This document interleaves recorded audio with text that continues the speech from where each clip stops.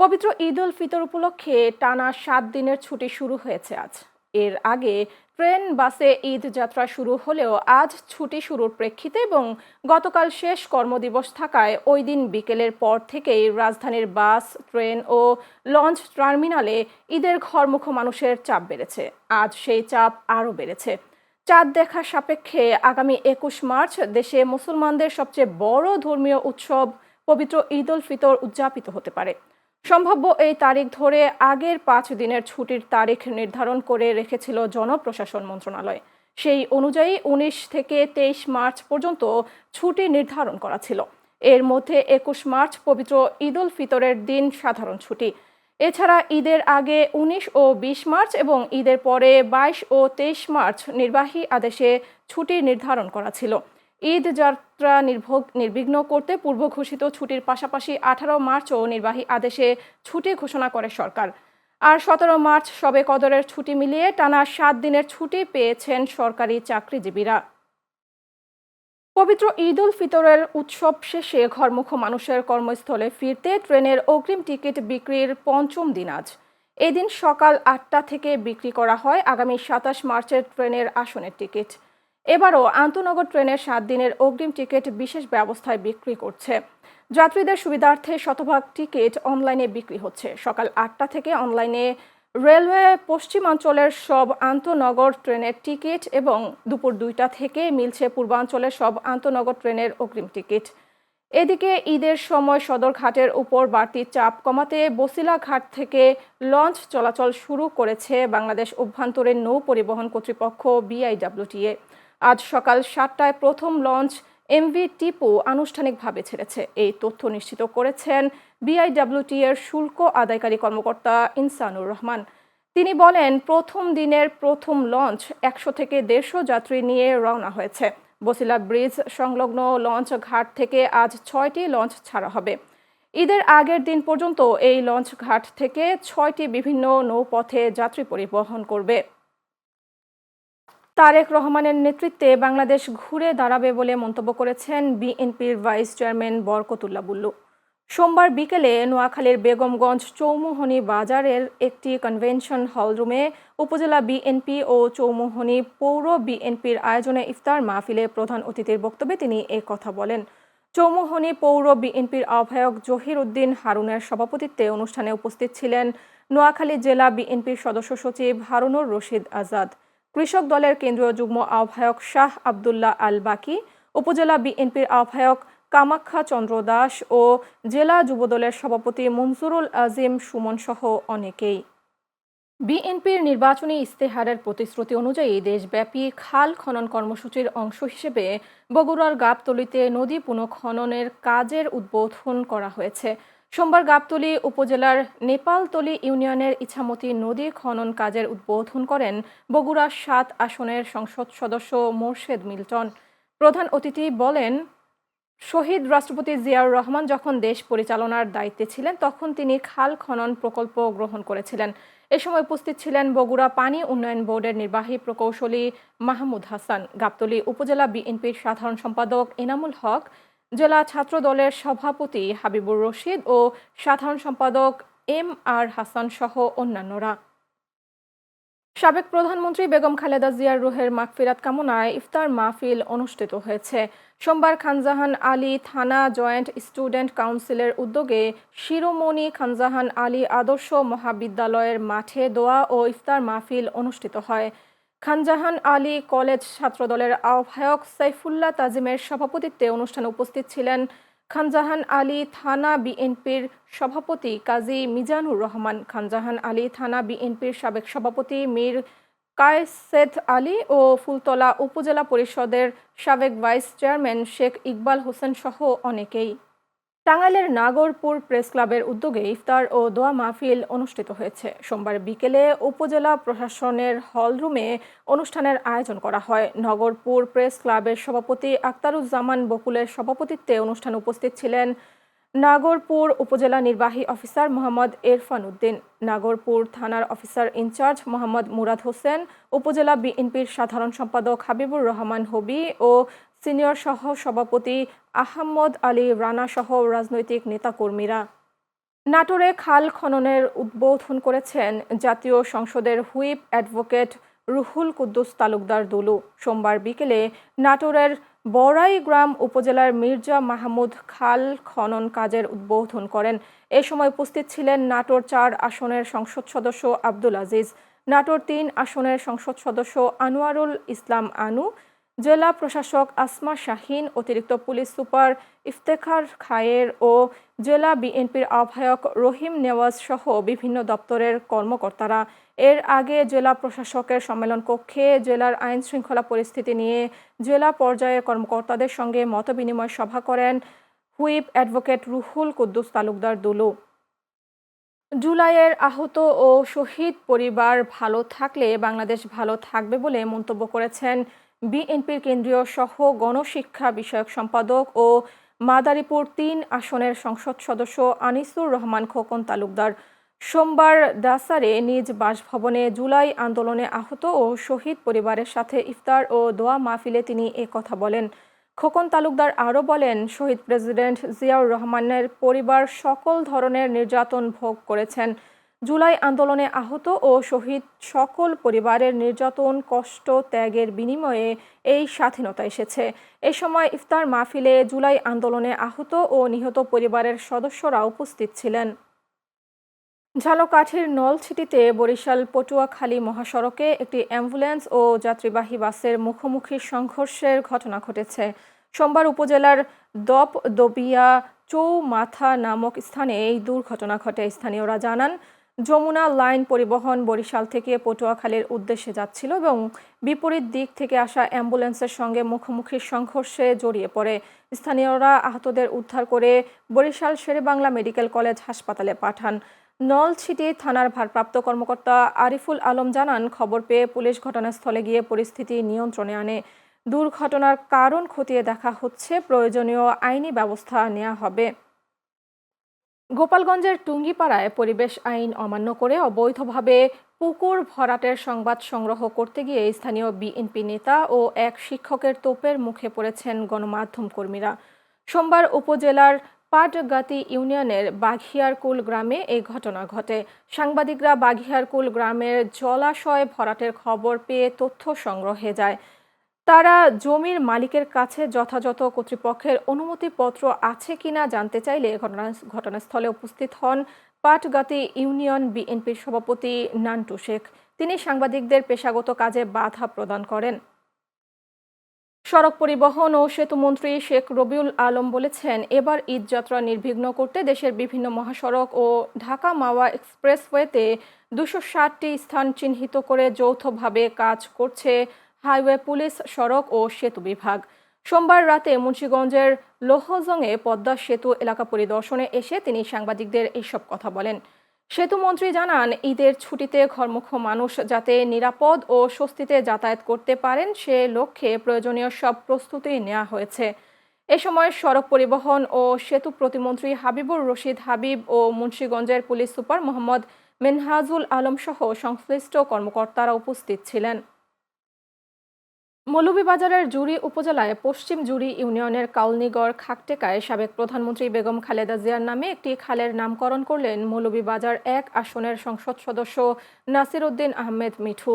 সোমবার বিকেলে খালের নির্দিষ্ট কোনো নাম না থাকায় খালেদা জিয়ার নামে খালের নামকরণ করে খাল খনন কাজের উদ্বোধন করেন তিনি।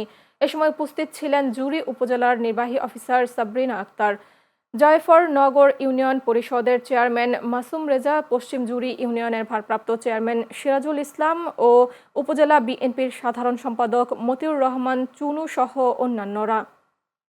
ঢাকা ১৯ আসনের সংসদ সদস্য ডাক্তার দেওয়ান মোহাম্মদ সালাউদ্দিন বাবুর পক্ষ থেকে পবিত্র ঈদ উল ফিতর উপলক্ষে সাভারে অসহায় ও সুবিধাবঞ্চিত মানুষের মাঝে ঈদ উপহার সামগ্রী বিতরণ করা হয়েছে। সোমবার সাভারের মধ্য গেন্ডা আইডিয়াল স্কুল মাঠে ঈদ উপহার তুলে দেন সাভার পৌর বিএনপির ছাত্র বিষয়ক সম্পাদক আশরাফুল ইসলাম আরিফ। এ সময় সুবিধাবঞ্চিত পরিবারের মাঝে শাড়ি ও লুঙ্গি বিতরণ করা হয়। আশরাফুল ইসলাম আরিফ বলেন, ঈদের আনন্দ সবার মাঝে ছড়িয়ে দিতে তাদের এই ক্ষুদ্র উদ্যোগ। এ সময় বিএনপি ও অঙ্গ সংগঠনের নেতাকর্মীরা উপস্থিত ছিলেন। পবিত্র ঈদ উল ফিতরকে সামনে রেখে রাজধানী ঢাকা ছাড়তে শুরু করেছে ঘরমুখো মানুষ। পরিবার পরিজনের সঙ্গে ঈদ উদযাপন করতে দেশের বিভিন্ন জেলার উদ্দেশ্যে রওনা দিচ্ছেন তারা। সাভারের হিমায়তপুর, নবীনগর ও বাইপাইল এলাকায় বাস টার্মিনালগুলোতে সকাল থেকেই দেখা গেছে যাত্রীদের বাড়তি চাপ। দূরপাল্লার বাসগুলোতে উঠতে অনেককেই দীর্ঘ সময় অপেক্ষা করতে হচ্ছে। যাত্রীদের অভিযোগ, অতিরিক্ত ভিড়ের কারণে অনেক বাস নির্ধারিত সময়ের চেয়ে দেরিতে ছেড়ে যাচ্ছে, আবার কোথাও কোথাও বাড়তি ভাড়াও নেওয়ার অভিযোগ উঠেছে।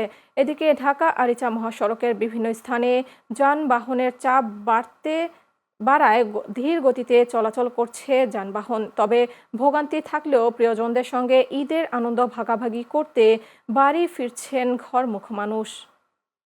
খাল খনন কর্মসূচির মাধ্যমে নগরের জলাবদ্ধতা নিরসনে কার্যক্রম জোরদার করা হয়েছে বলে জানিয়েছেন চট্টগ্রাম সিটি কর্পোরেশনের মেয়র ডাক্তার শাহাদাত হোসেন। সোমবার বিকেলে উত্তর কাটালি ওয়ার্ড ঈশান মহাজন রোড কালীবাড়ি এলাকায় সমিউথ আলী খাল খনন কর্মসূচির উদ্বোধনী অনুষ্ঠানে প্রধান অতিথির বক্তব্যে তিনি একথা বলেন। তিনি বলেন, শহীদ প্রেসিডেন্ট জিয়াউর রহমান যেভাবে সারা দেশে খাল খনন কর্মসূচির মাধ্যমে কৃষি ক্ষেত্রে অভাবনীয় সাফল্য অর্জন করেছিলেন, সেই ধারাবাহিকতায় বর্তমানেও খাল পুনঃখননের উদ্যোগ নেওয়া হয়েছে। এ সময় উপস্থিত ছিলেন চট্টগ্রাম সিটি কর্পোরেশনের সচিব মোহাম্মদ আশরাফুল আমিন, প্রধান পরিচ্ছন্ন কর্মকর্তা ক্যাপ্টেন ইখতিয়ার উদ্দিন চৌধুরী ও নগর বিএনপির যুগ্ম আহ্বায়ক মনজুর আলম চৌধুরী সহ অন্যান্যরা।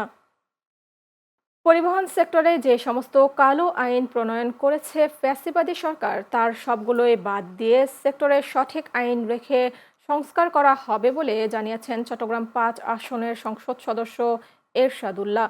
সোমবার সন্ধ্যায় চট্টগ্রাম নগরের আগ্রাবাদ এলাকায় একটি রেস্টুরেন্টে এক আলোচনা সভায় তিনি কথা বলেন। মোহাম্মদ রেজল খানের সভাপতিত্বে আলোচনায় প্রধান বক্তা ছিলেন মোহাম্মদ বাদল মজুমদার।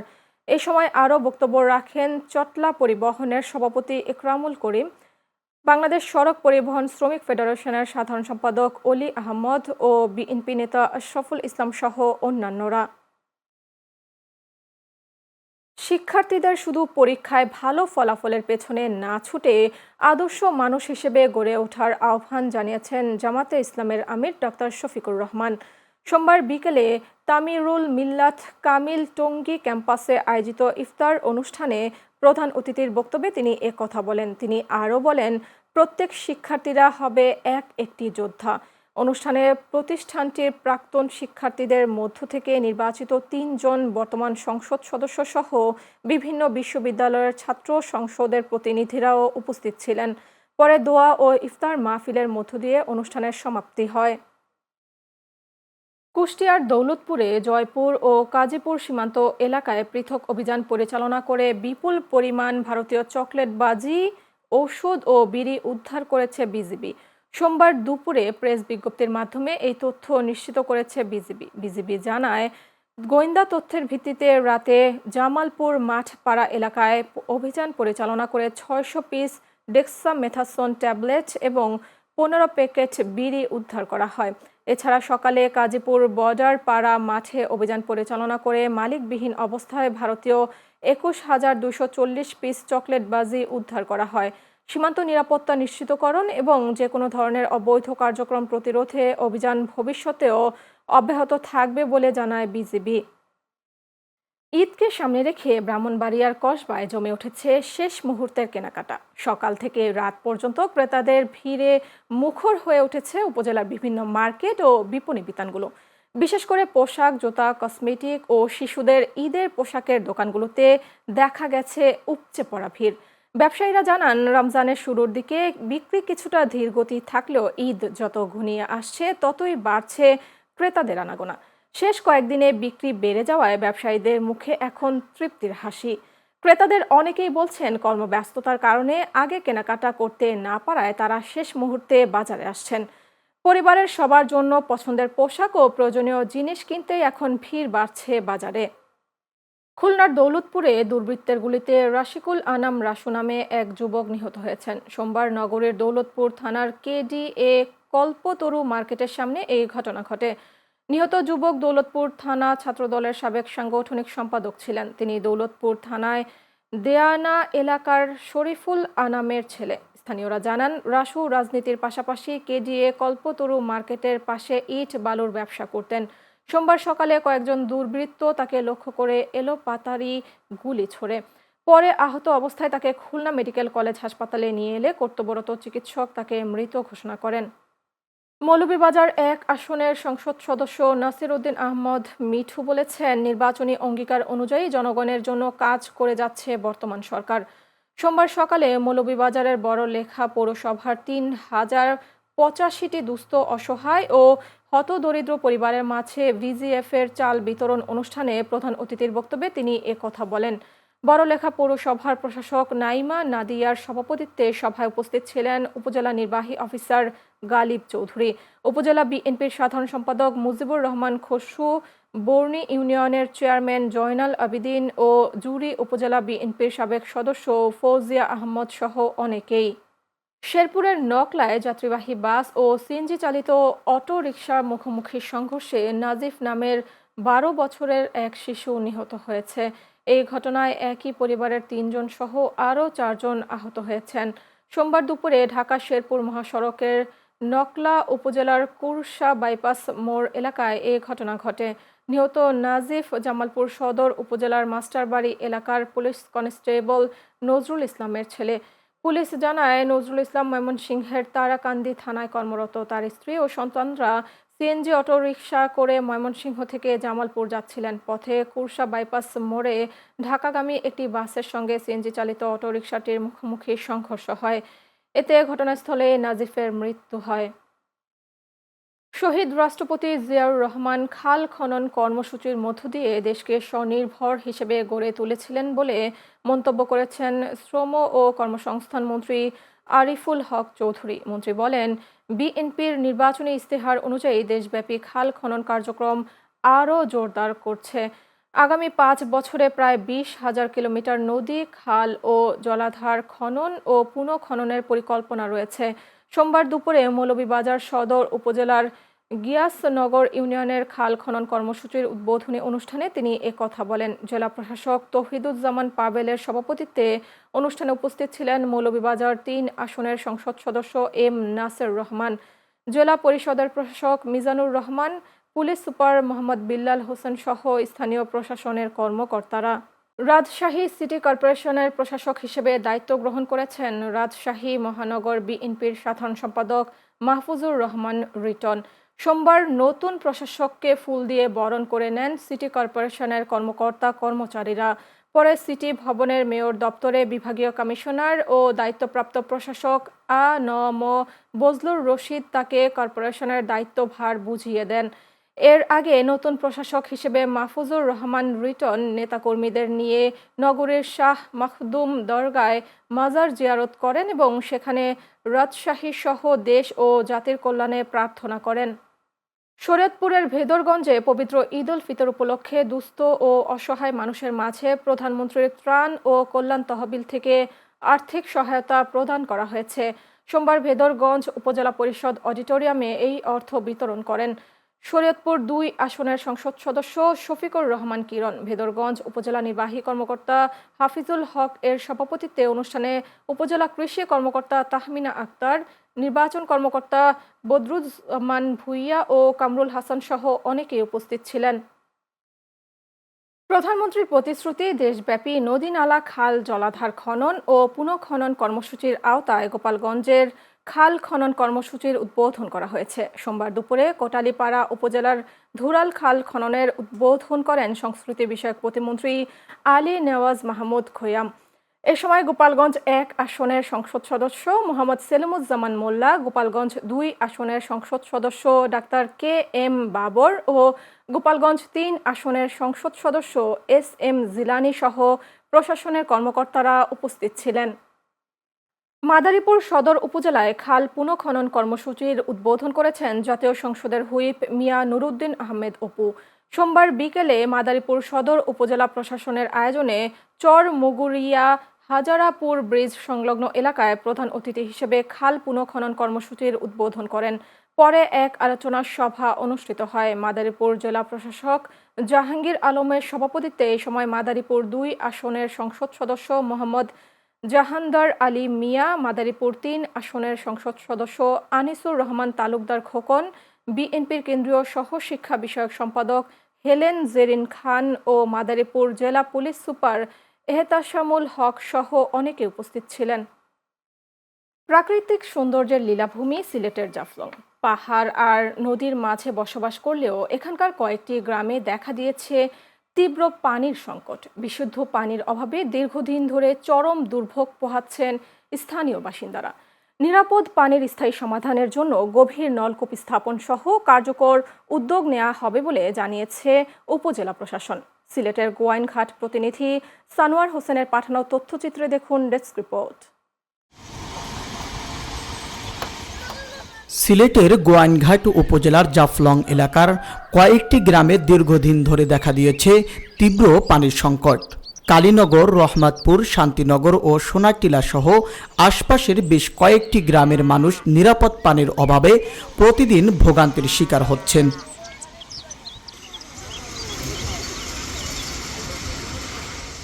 পাহাড় ও নদী ঘেরা এই এলাকায় প্রাকৃতিক পানির উৎস থাকলেও তা অধিকাংশ সময়ে নিরাপদ নয়। ফলে স্থানীয়দের অনেককেই দূর দূরান্ত থেকে খাবার পানি সংগ্রহ করতে হচ্ছে, আবার কেউ কেউ বাধ্য হয়ে টাকা দিয়ে পানি কিনে ব্যবহার করছেন। এই এলাকায় পানি সংকট, আমরা পানি চাই, একটা নলকূপ চাই। রোজা রমজানের মাস আমরা 10 টাকা কলস পানি কিনা খাই। আমরা খুবই গরিব মানুষ, আমরা পানি কিনা খাওয়ার মতন তৌফিক নাই। কালীনগর, রহমতপুর আমরা দীর্ঘদিন ধরে পানির সংকটে পড়ে আছি এবং এই রমজান মাসে আমরা ঠিক মতো খাবার পানি পাই না, গোসল করবো কি দিয়ে? পানির খুব সংকট, পানি পাওয়া যায় না এবং 10 টাকা কলস পানি কিনা খাই। আঙ্গুর একটা পানির ব্যবস্থা করে দেও। কত শুন বাতে আঙ্গুর আমাদের জুটে না, পানি কইতে গাই না খামু। সরকারের কাছে আবেদন আমাদের জন্য যেন একটা ইন্দিরা রহমতপুর দেয়। সরকারের কাছে একটা আবেদন, আমাদের এই পাহাড়ি অঞ্চলগুলোকে দেখে দেখে কিছু নলকূপ যদি দেওয়া হয় তাহলে অনেকটা আমরা ভুক্তভোগীরা অনেক সুবিধা পাবো। স্থানীয় প্রশাসন বলছে, জাফলং এলাকার কয়েকটি গ্রামে পানির সংকটের বিষয়টি তাদের নজরে এসেছে এবং দ্রুত সমাধানের উদ্যোগ নেওয়া হচ্ছে। আপনারা জানেন যে গোয়াইনঘাট একটি মূলত পাথর সমৃদ্ধ এলাকা। তো এখানে অনেক জায়গায় পানির তীব্র সংকট আছে, যেটা গ্রাউন্ড ওয়াটার সেটার একটু সমস্যা আছে। বিশেষ করে জাফলংয়ের দিকে এই সমস্যাটা একটু বেশি। আমি নিজেও কয়েকবার ভিজিট করেছি এবং আপনারা জেনে খুশি হবেন যে আমরা কয়েকটা এখানে যে জায়গায় পানি ওঠে না সেখানে আমরা ট্রিটমেন্ট প্লান্ট স্থাপনের সিদ্ধান্ত আমরা নিয়েছি এবং ইতিমধ্যে একটি ট্রিটমেন্ট প্লান্টের কাজ শুরু হয়েছে জাফলংয়ে। আপনারা হয়তো বা এটা জেনে থাকবেন। আরও আমরা কয়েকটা জায়গায় আমরা সেখানে জরিপ করেছি যে কোন কোন জায়গায় মানে ট্রিটমেন্ট প্লান্ট করা যায়। তো আমরা খুব শীঘ্রই হয়তো বা এই সমস্যাটা সমাধানের আমরা চেষ্টা চালাচ্ছি, শীঘ্রই কোনো সমাধান আসবে। স্থানীয়দের দাবি, দ্রুত সরকারি উদ্যোগে গভীর নলকূপ স্থাপন কিংবা নিরাপদ পানির স্থায়ী ব্যবস্থা না করা হলে সংকট আরও তীব্র আকার ধারণ করবে। আবনেম Shah, channel S, news desk. দিনাজপুরের মাঠ জুড়ে এখন সারি সারি সূর্যমুখী ফুলের সমারোহ, যা প্রকৃতির রূপ বদলে দেওয়ার পাশাপাশি কৃষকের মুখে হাসি ফুটিয়েছে। কম খরচ ও বেশি লাভের আশায় এবং সরকারি প্রণোদনায় সূর্যমুখী চাষে ঝুঁকছেন স্থানীয় কৃষকরা। মাঠের পর মাঠ হলুদ ফুলের অপূর্ব দৃশ্য দেখতে ভিড় জমাচ্ছেন স্থানীয় দর্শনার্থীরা, যা নতুন আশা ও অর্থনৈতিক সম্ভাবনার প্রতীক হয়ে উঠেছে। দিনাজপুর থেকে সহকর্মী মোহাম্মদ নাজমুল ইসলাম নয়নের তথ্যচিত্রে বিস্তারিত দেখুন ডেস্ক রিপোর্টে। দিনাজপুর জেলার সদর উপজেলার কিষানবাজার সহ বিভিন্ন উপজেলায় বিস্তীর্ণ মাঠ জুড়ে এখন হলুদ সূর্যমুখী ফুলের সমারোহ। বর্তমানে কম খরচে বেশি ফলন ও তেল উৎপাদনের মাধ্যমে বাজার মূল্য ভালো পাওয়ায় সূর্যমুখী চাষে আগ্রহ বেড়েছে স্থানীয় কৃষকদের। সম্প্রসারণ অধিদপ্তর থেকে আমাকে বীজ দিছে আর কিছু জৈব সার দিছে, আর এর সঙ্গে আমি অতিরিক্ত সার ব্যবহার করি। এই বছর করছি মানে 12.5 শতক জমির উপর। লাভ আছে, লাভ আমার খরচ হয়েছে 6,000 মতো, আর মানে লাভ হবে আপনার 12,000। আমি নিজে ব্যবহার করি, আর কেউ যদি চায় তাদেরকে দিই আমি কিছু কিছু। এদিকে শহরের কোলাহল পেরিয়ে সূর্যমুখী ফুলের সৌন্দর্য উপভোগ করতে পরিবার পরিজন নিয়ে প্রতিদিন ছুটে আসেন দর্শনার্থীরা।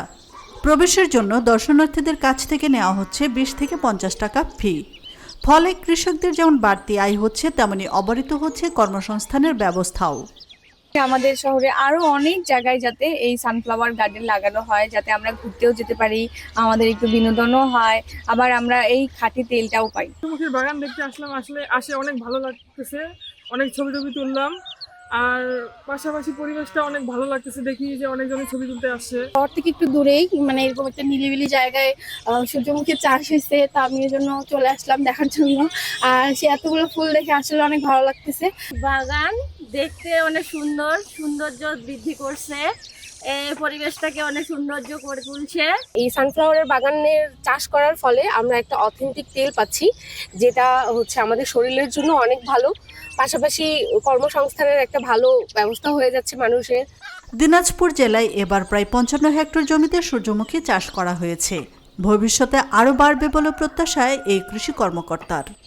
দিনাজপুর কৃষিতে সমৃদ্ধ একটি জেলা। এখানে দানাদার ফসল, মশলা জাতীয় ফসল, ফল এবং তেল জাতীয় ফসলের সমাহার। আমাদের সরকারি কার্যক্রম প্রণোদনার আওতায় 55 হেক্টর জমিতে সূর্যমুখীর আবাদ হয়েছে। এই ফসলটি এই এলাকায় আমরা সংযোজন করেছি এই কারণে, যাতে আমাদের বাইরের তেলের আমদানি কমিয়ে আমরা দেশের তেল উৎপাদন করতে যাতে সক্ষম হয় এবং দেশে উৎপাদিত এই ফসলের দ্বারা এবং তেল দ্বারা যাতে চাহিদা পূর্ণ হয়, এটি মূলত লক্ষ্য। দিনাজপুরে মাঠের পর মাঠে ফুটে থাকা হলুদ ফুলের এই দৃশ্য শুধু কৃষকের মুখে হাসি ফোটায়নি, বরং তা নান্দনিক আকর্ষণের কেন্দ্রে পরিণত হয়েছে। তাই সূর্যমুখী চাষকে আরও সম্প্রসারণ করতে কৃষি সহযোগিতা বাড়ানোর দাবি সংশ্লিষ্টদের। আশরাফুন নাহার মালা, চ্যানেল এস, নিউজ ডেস্ক।